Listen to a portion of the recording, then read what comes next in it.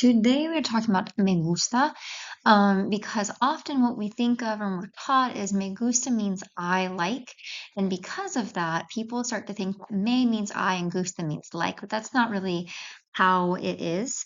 I like is what we say in English, but there is no verb meaning to like in Spanish, and so what we use is the verb gustar, which means to please or to be pleasing, not to like. That being said, we're going to set it up a little bit differently. May is not meaning I as the subject, but rather the indirect object. And I do have a whole video on indirect object, which is linked below. You can find that one as well. Instead, this indirect object is indicating to whom the action is happening, not who is doing the action.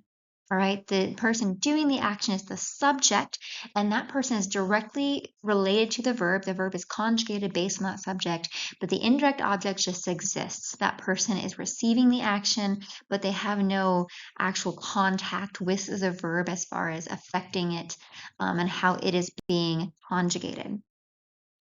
So when we use verbs like gustar, we need to think a little bit backwards. So we have the dog is pleasing to me, or what we usually say in English is I like the dog. We don't usually say the dog is pleasing to me.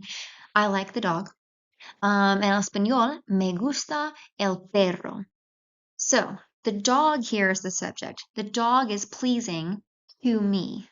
All right. Me is indicating the indirect object to whom this action is happening, to whom the dog is pleasing. So me gusta el perro. While we would say I like the dog in English, a direct translation would be the dog is pleasing to me.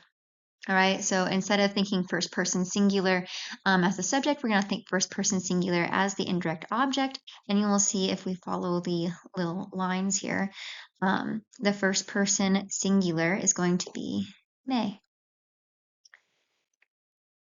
All right, so let's look at that verb gustar. How do we conjugate it? So obviously it's an AR verb. Gusto, gustas, gusta, gustamos, gustáis, gustan. But a little trick for you is we almost never are going to use these first two. It's really just gusta or gustan. And if we think about it, it's that third person, right?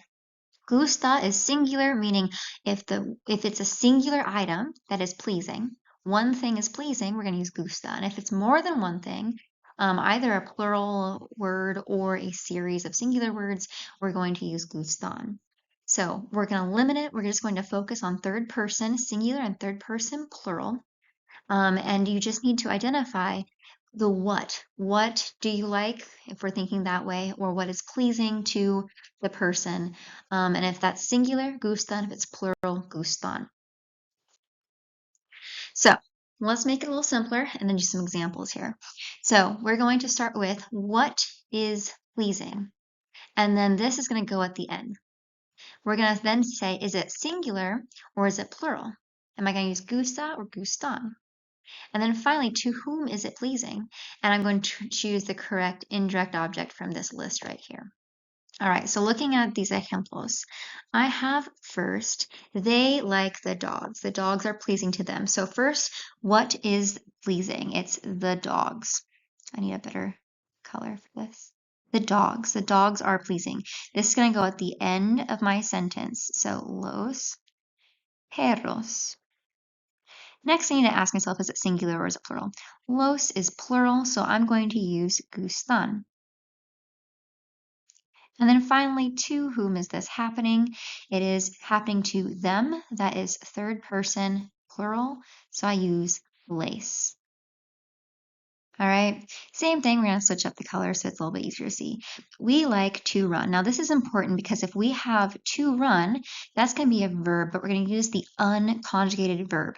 All right, we are never going to put two conjugated verbs next to each other. Because we are conjugating gustar, we are not going to conjugate to run. Essentially, what we are creating here is a noun out of this verb. When we leave it as an infinitive, it's essentially a noun, all right? Correr. I'm not conjugating it. I'm not going to say corro. It's not I run. It's that to run is pleasing to me, all right? So correr stays unconjugated. We're not going to conjugate that. So that's the what is happening or what is pleasing, all right? Next, we choose, is it like or or sorry, is it gusta or gustan? For correr, that is singular. It's one action that I'm talking about. So I'm going to use gusta. And then finally, to whom is running pleasing? To us. So that is first person, plural, nos. Nos gusta correr. All right, my suggestion first, I'm going to do this one as well with you, but go ahead and pause it. See if you can do it on your own, and then unpause and see if you're correct. All right, so starting with number one, what is pleasing? The class. So I'm going to say la clase. Now, is it singular or is it plural? La is singular, so I'm going to use gusta. And then finally, to whom is it pleasing? You. You is second person and it is singular. So I'm going to use te. Te gusta la clase. Hopefully that was of assistance. And like I said, I also have indirect and direct objects as a separate thing that you can look at and for more detail on how to use those. Ciao.